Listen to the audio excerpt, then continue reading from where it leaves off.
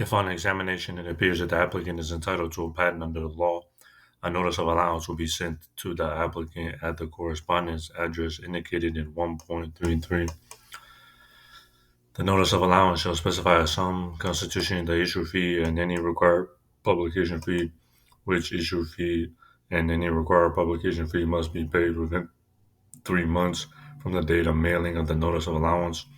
To avoid abandonment of the application, 37 CFR 1.311 Notice of Allowance. Subject matter eligibility under 1.1 is a question of law resolved based on underlying facts. This rulemaking has been determined to not be significant under executive order. If an applicant for a patent has their patent application rejected twice, or the patent examiner has issued a final rejection, the applicant can appeal and seek review of the rejection by PTAB. PTAB reviews the appeal and issues a decision and will either affirm or reverse in part or whole the patent examiner's rejection. Clarified that a Senate confirmed political appointee, namely a USPTO director, must be able to review certain final decisions rendered by the administrative patent judges. Inferior officers' work is directed and supervised at some level by others appointed by presidential nomination with the advice and consent of the Senate. The Supreme Court ruled that the directors of the USPTO could review judges' decisions unilaterally and severe a statutory provision of the AIA to the extent that it prevents director review of certain final decisions. Note that we are referring to the USPTO director generally and not referring to the current sitting director unless otherwise stated.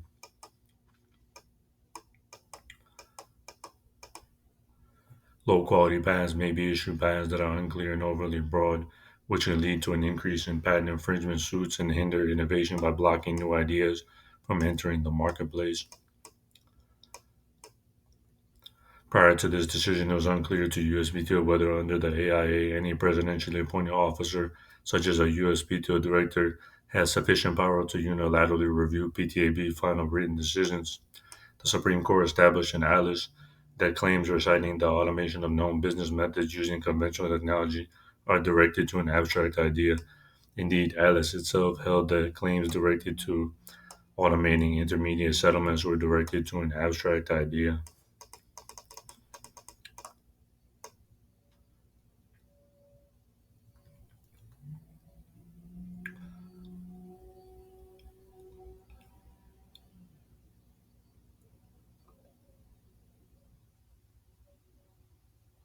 The present invention is directed to a prototype technique and power mechanism for virtual reality data stimulation, whereby a consumer may operate a technical system of 153 playable characters, wherein the C++ programming language and technical software, game engine technology allow for internal design, level creation, and computer programming data transformation within a binary computer server.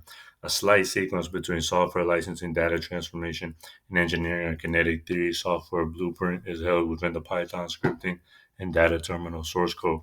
A system of unlimited extensibility, an engineered computer software apparatus comprising of a manipulated dimension of video game characters and space terminology. Prototyping architecture code and data server code allow for multiple representations of the binary circuit towards the consumer.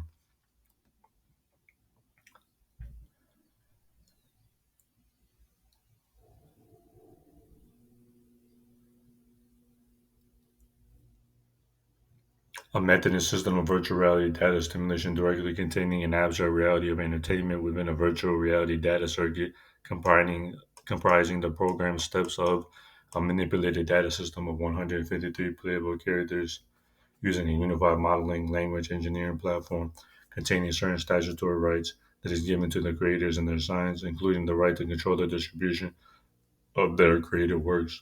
The method for engineering the system of Claim 1, further comprising the steps of using C++ programming language towards the binary prototype. The method for technical software engineering the product of Claim 1, further comprising the step of refactoring the binary data code.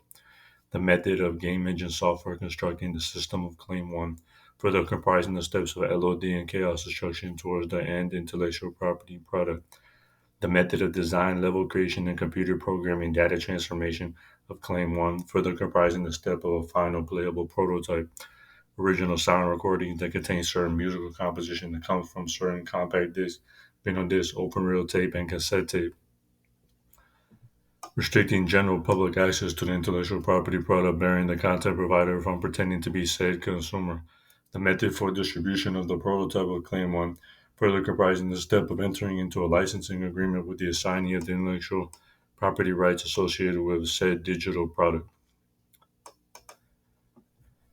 Patent eligibility under Alice Section 101 of the Patent Act defines patent eligible subject matter. It provides whoever invents or discovers any new and useful process, machine, manufacture, or composition of matter, or any new and useful improvement thereof may obtain a patent, therefore subject to the condition and requirements of this Title 35 U.S.C. 101. A lower court has a duty to consider 101 patent eligibility as a matter of subject matter jurisdiction. His petition raises the issue as to whether a federal court must review the threshold question of patent eligibility under 35 U.S.C. 101 whenever it becomes known to the court. Petitioner submits that it must because 101 defines the subject matter jurisdiction of federal court patent infringement lawsuits, while a statute is plainly jurisdictional if Congress has clearly stated so. That is not dispositive, for there are jurisdictional statutes not expressed designated as such. To determine whether a statute is jurisdictional, other considerations such as the statute's text and structure, the context, and the court's interpretation of similar provisions are relevant. Jurisdiction turns on whether the statute implicates the court's adjudicatory authority as opposed to the rights or obligations of the parties. Under the court's framework, 101 should be regarded as a jurisdictional statute.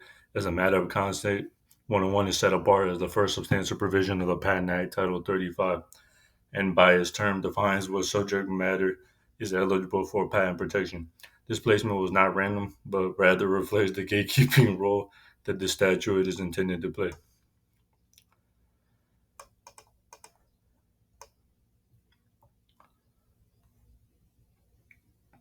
Video game developers that may be interested in developing the patent: Electronic Arts, Nintendo, Ubisoft, Activision Blizzard, Epic Games, Valve, Square Enix, Zynga, Blizzard, Capcom, Sony Computer Entertainment, Rockstar Games, Sega, Konami, and Bungie.